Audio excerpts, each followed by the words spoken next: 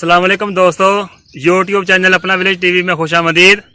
आज हम आपके साथ जो वीडियो शेयर करना चाह रहे हैं वो है 12 हार्स पावर इंजन की और 4-5 का पखा और 4 इंच डिलीवरी है इसकी।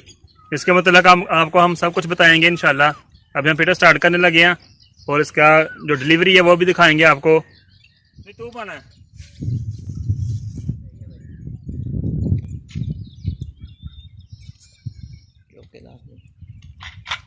चलो दोस्तों, इस पीटर इंजन की टैंकी जो है वो लीक हो गई हुई है और अब ये देसी जुगाड़ जो है ना ये लगाया हुआ है गैलन के साथ। ये पाइप लगाया हुआ है और ये ऑटो मेजर में जा रहा है पंप में, डीजल पंप में, इस पाइप के जरिए। तो हमारे ये है दरबाई है, ये आपके सामने पीटर स्टार्ट करेंगे। ये पटा जो है ऑलरेडी चढ़ा हुआ है, ये ऐसे हिस्क कर लगाएंगे।